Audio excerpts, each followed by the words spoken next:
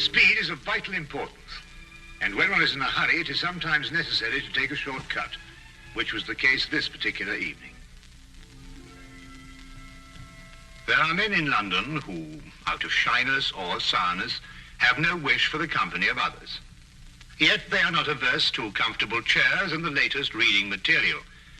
For their convenience, a club was started which forbade its members from taking any notice of each other. If a member talked, it was a black mark against him, and 3 such marks rendered him liable to expulsion. Sherlock Holmes was neither shy nor sour, but he joined the St. Denis Club because he found the atmosphere soothing. True, I'd always been diligent about not disturbing him here, but tonight I had come on a matter of the greatest urgency.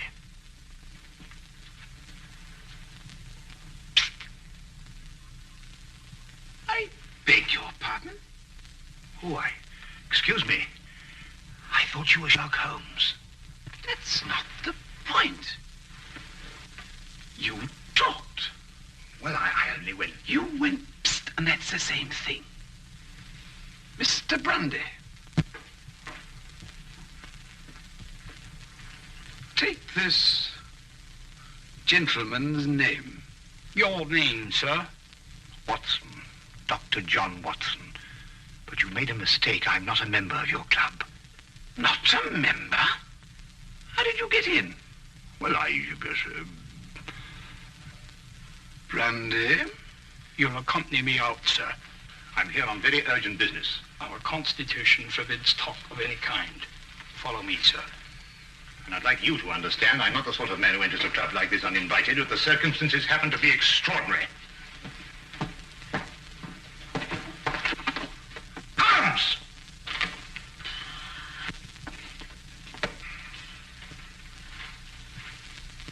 I must ask you, sir, not to attempt to... I don't believe such an incident has ever occurred before.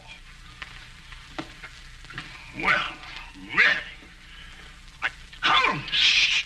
I've never been so humiliated in my life. Why didn't you speak up in there? Because it's against the rules of the club, old chap. Oh, hang the club. This desire for privacy can go too far. What if an emergency arose? Yes, and perhaps to prevent that happening again, we'd better move down the hall a bit. Now, you were saying... What if an emergency arose? You can speak up now, Watson. What I'm trying to say is, what if an emergency arose and your presence is urgently requested? They're ready to put a hand on you. And I'm here, my dear chap. You just disproved that. Oh, really? I'm only isolated here from triviality. Well, there's nothing trivial about this. There's a man waiting for you back at the flat, a man by the name of Dubec, Claude Dubec. He's had an experience that'll make your blood run cold. What sort of an experience, Watson? He watched a man being tortured. Tortured? We'll find a cab outside. Yes. Come along, then.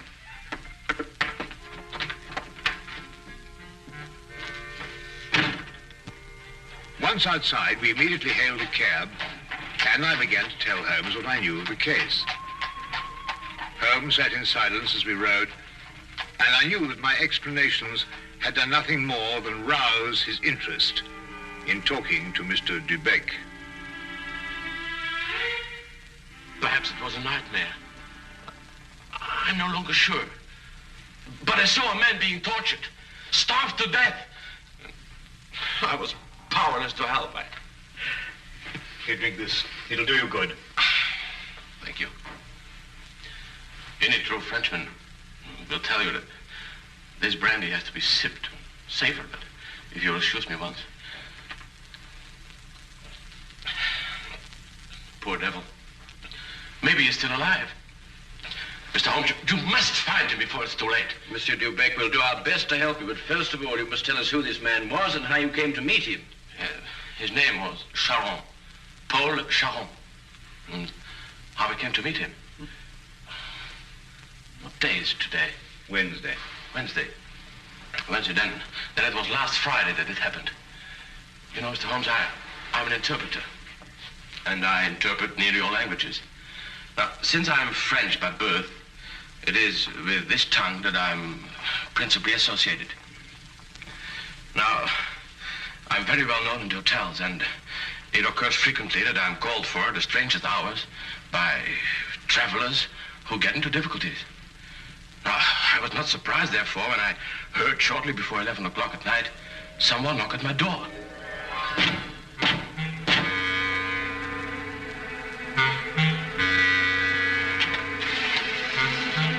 Mr. Dubec? I'm he. My name is Latimer, Harold Latimer. Forgive me for calling at such a late hour, but the man at the hotel said it would be all right. Oh, you need an interpreter? Yes. You do speak French, don't you?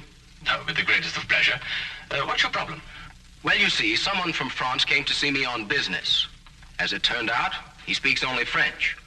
I, of course, can't even read the label on a bottle of wine. Oh, that's a pity.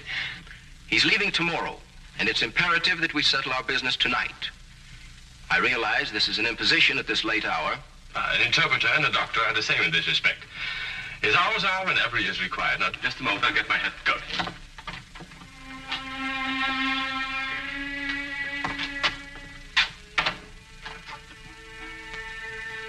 Mr. Latimer had a cab waiting outside. I didn't think to give it more than a passing glance. However, there was a strange atmosphere as I entered. One can sense such things.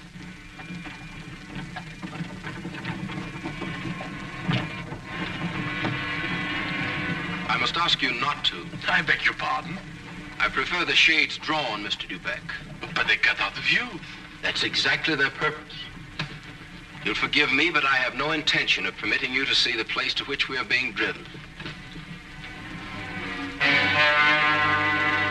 What is the meaning of this?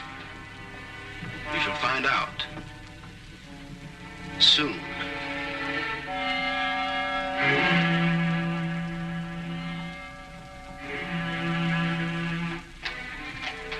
For nearly 2 hours we drove without my having the least idea where we were going. All the time I sat in silence, wondering what on earth could be this man's reason for kidnapping me. Whatever it might be, there was no possible use in my resisting.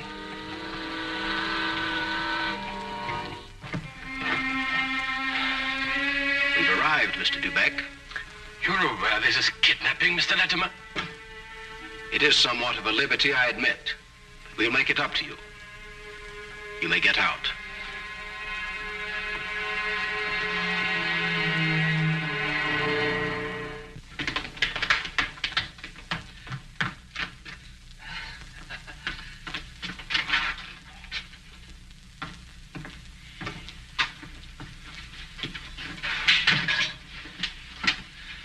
Is this Mr. Dubec, Harold?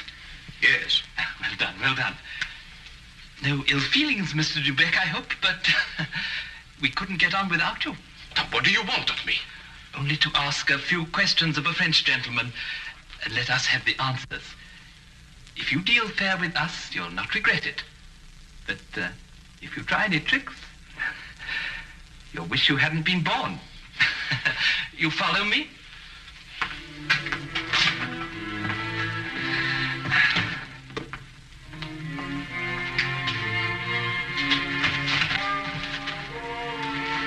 We put him in one of these so as to move him more easily. What have you been doing to this poor man? That is no concern of yours.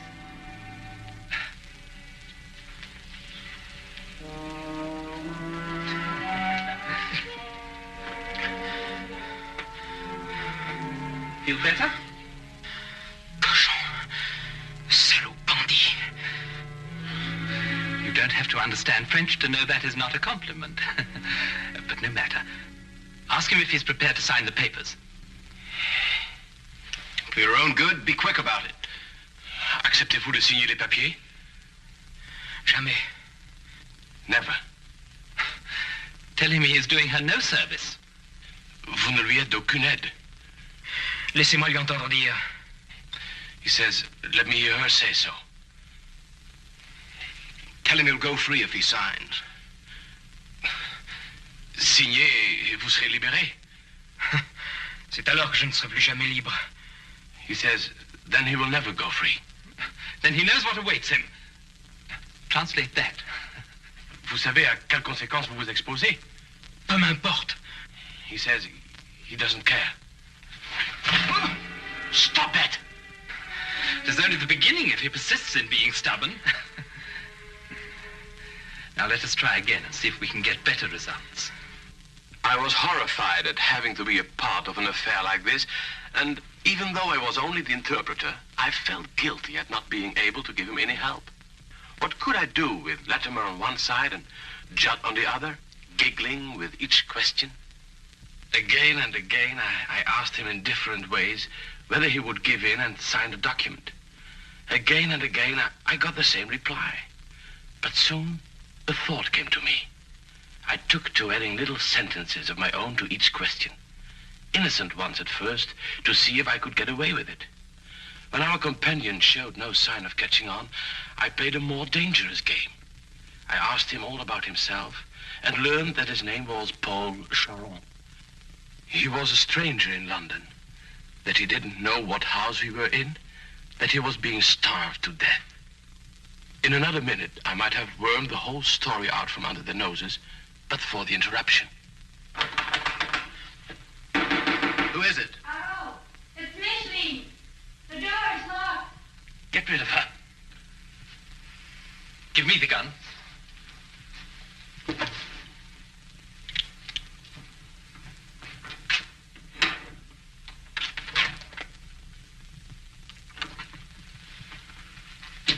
Micheline, dear. I thought you went to bed hours ago. I couldn't sleep at all. I can't think of nothing but Paul. Now, Micheline, there's nothing to worry about. But he should have been here 2 days ago. It isn't like Paul to do something like that. Something must have happened to him. Nonsense. I'll wager anything that he was delayed somewhere on business. Then he would have written to me. If I don't hear from him by tomorrow, I will go to the police. Micheline! Paul! He's in there! Micheline, what's the matter with you? Have you taken leave of your senses?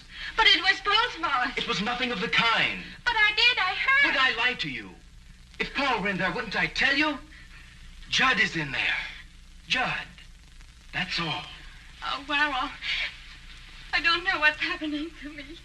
Now, darling, it's only a case of nerves. You'll be all right after a good night's rest. But it never happened like that before. You've probably never been under such a stress. But it's foolish. If something happened to Paul, you would have heard about it by now. The fact that you haven't is proof enough that all is well. You're probably right. Of course I am. I'll take you back upstairs.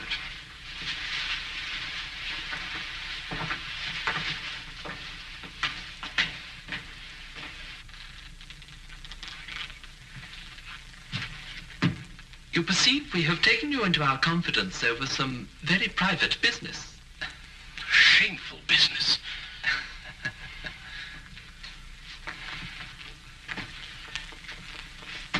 Necessary business. But it would not be to our interest if you spoke to anybody about it. Therefore, I am paying you a fee such as you have never before received in your life. There will be more the next time you come here. Thank you. However, I don't place all my faith in money. Therefore, I must warn you that if you speak to a single soul about this, we shall know about it. And you will pay for it with your life.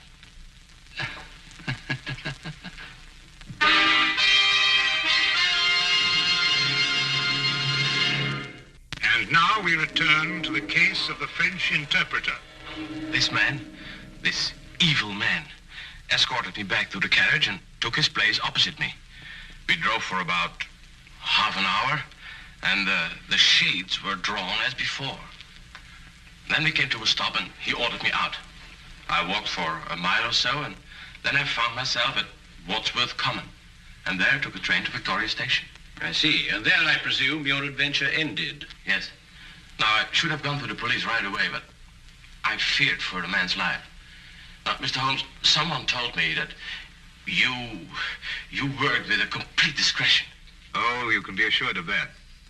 Mr. Holmes, would you please try to find him? I'll try, but you must realize that my success depends almost entirely on your memory.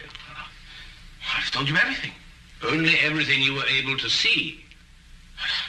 I've told you everything. I repeat, Monsieur Dubec. Only everything you were able to see. I don't understand. Well, on the way to the house, you saw nothing because the blinds were drawn in the carriage. Uh-huh. But you could still feel and hear, couldn't you? Now, as you were going along, could you tell whether it was a rough or smooth road? Oh, yes, now I know what you're getting at. Well, during the first part of the trip, the road was smooth. Mm-hmm.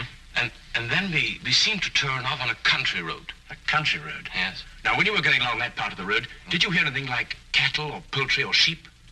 Sheep? Yes, that's what I heard. Now, think hard. Was there anything else? Oh, well, now I remember. I remember a horn, a foghorn, something like a coal barge passing by. I see. Now, what part of the journey would that be exactly? Toward the end, I'm certain. Was there anything else that you can remember? No. Oh, yes, something about the house. Yes, we left the house, and then we seemed to pass through a huge storage room. Yeah? And under the floor, I heard something like rushing water. Water? Yes, a stream. It couldn't be, but that's what it seemed like. Thank you, Monsieur Dubec. I think I have all the information I require for the present. Have you already found out where he is? No, but I have all the facts at my disposal. It's now only a question of time. Please, Mr. Holmes, you don't give my name, because if they ever found out that I've been here... You can depend upon my keeping your confidence, Monsieur Dubec. However, I would urge you still to be on guard. I'll be careful, Mr. Holmes. Good. Thank you. Good night, Mr. Watson. Good night.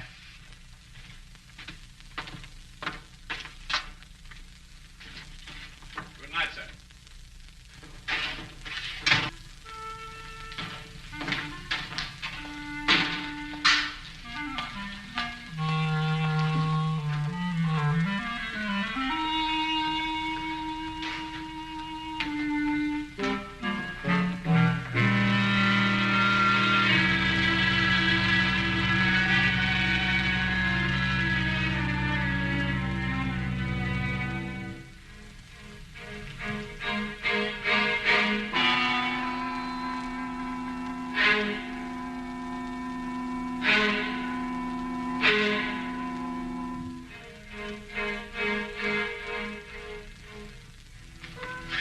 Watson, you were listening to what Dubec had to say. Have you any theories?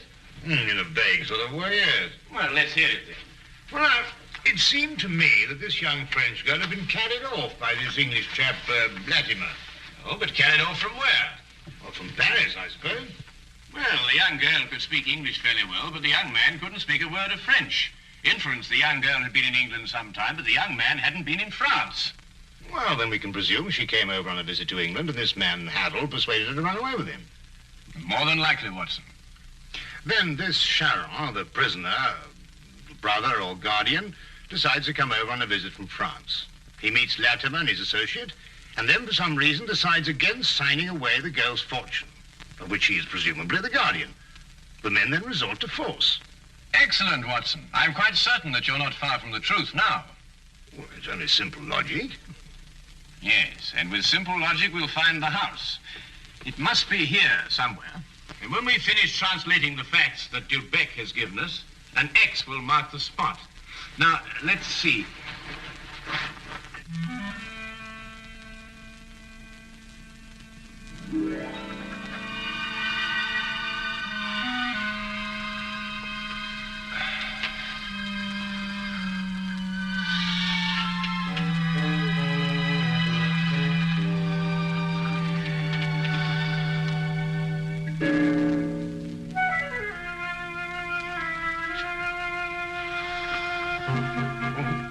Doctor, I'm sorry to disturb you, Doctor. Would you mind getting your coat? We'll pick up Lestrade on the way. You found it? I believe so. Holmes, do you think we should try and get back in case we need an interpreter? Now, that's an excellent idea.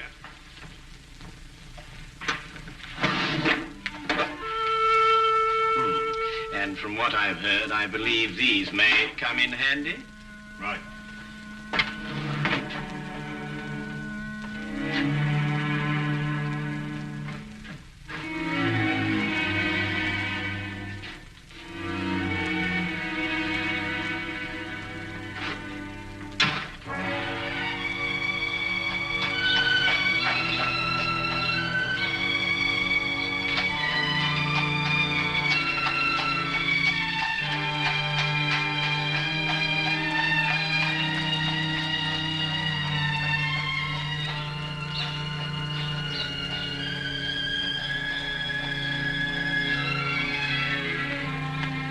Dubec had his lodgings just across the river, and we decided to walk there.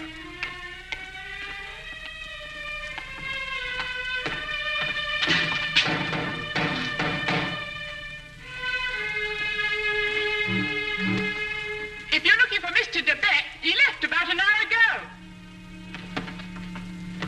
Can you tell us where? Well, I don't know. I only know he drove away with a gentleman in a carriage. Well, did the gentleman leave his name? No, sir. Was he by any chance a rather tall, handsome-looking man? Oh, no, sir. It was a little gentleman with glasses. Did nothing but giggle all the time. Thank you, madam.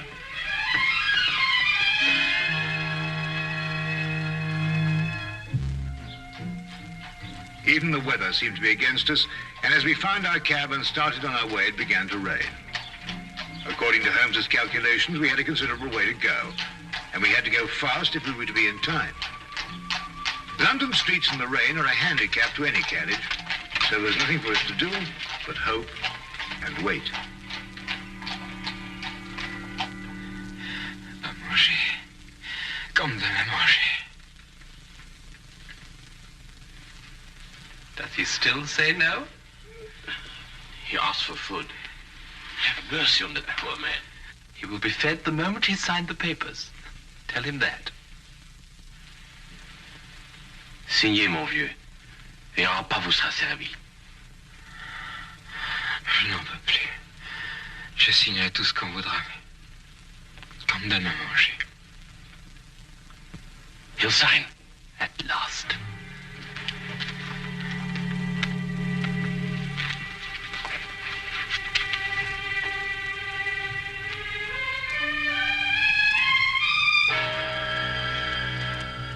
Now feed this man. It would be foolish to spare him, only to have to kill him again. Kill him? And you broke your promise. You spoke to Sherlock Holmes. That's not... That's true. There's no point in lying. But you couldn't tell him where we are.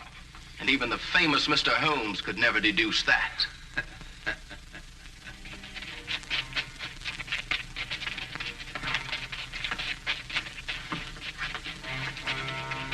There's the men coming. Quick, open the trap.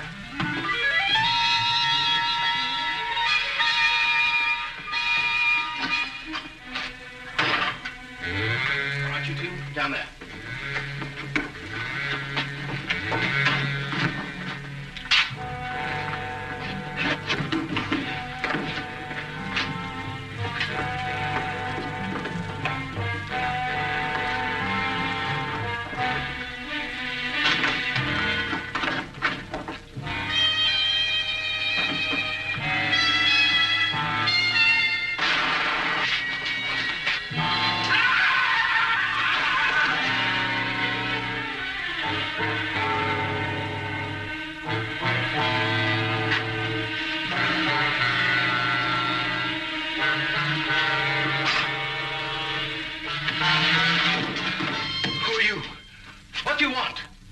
Does that answer your question? The property was rightfully mine. I'm her husband. It belonged to me. But he controlled it and wouldn't sign it over to me. He found out you were a thief. You can't take me to jail. I only tried to get what was coming to me. I'll see that you do.